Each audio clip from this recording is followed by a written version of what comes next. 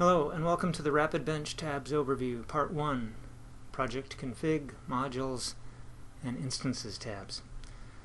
Tabs are for intra-project configuration, that is, the configuration items pertaining to a single project, which is always the current project. In this video we'll walk through the first three Rapidbench tabs and discuss the items displayed, the various configuration settings available, and how they are used to specify parameters of your project test bench, and how the data are saved as persistent data.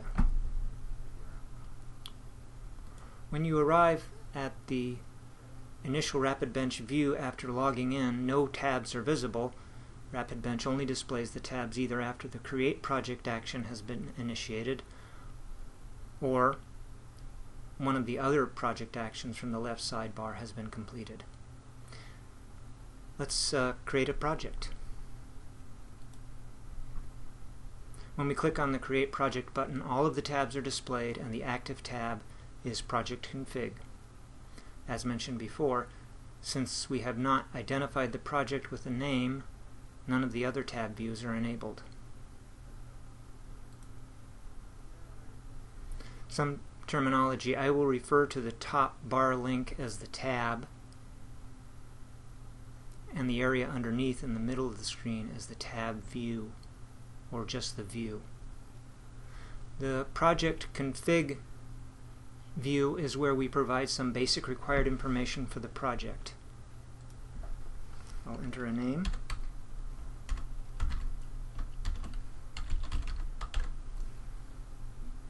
.language I'm going to keep as Verilog. Use System Verilog as the test bench language with no methodology. File header I'm going to leave as is, and I will confirm the settings. Once we've clicked on Confirm Settings, our initial project configuration is complete, and all of the other tabs are enabled for this project. Clicking Confirm Settings to create a project creates the project in the Rapidbench database, logically linked to the account in which it was created, and saves all of this view's information.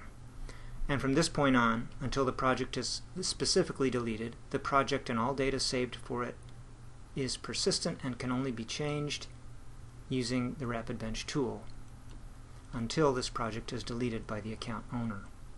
Also note that until the account owner logs off or takes specific action to change it, this project is the current project. It is a very good idea to log off when leaving the Rapidbench tool, and an account can be logged off at any time by the account owner. All project information remains persistent in the database, and at the next login the project can be reloaded just as it was at the last log off.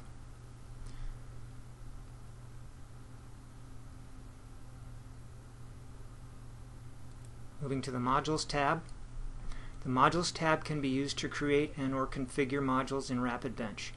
Modules can also be added in the Connections tab, but the Modules tab is still the primary location for changing module configuration after it has been created, and can still be used for module creation, of course.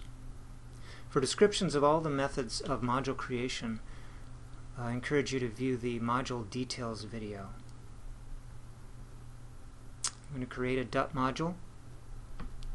I'm going to use Choose File to find a file in our local system,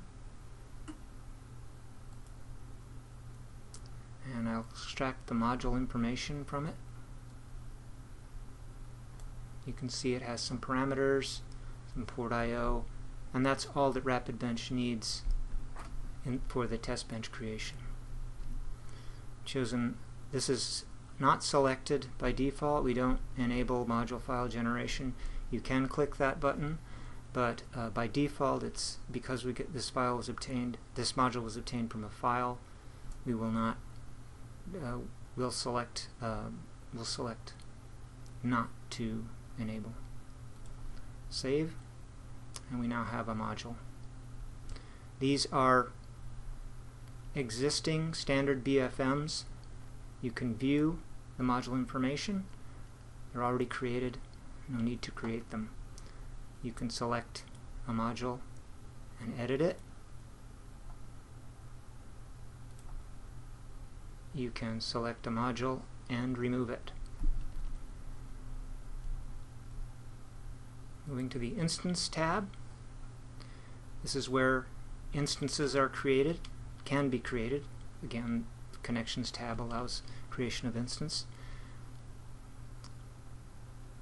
The existing modules are the module that we created and the 4 standard BFMs that come with Rapidbench. You can edit an existing instance or remove an existing instance. So these buttons pertain to items in this area. You can add an instance. I'm going to add a clock BFM. That's what our standard BFM. I'm going to name it sysclock.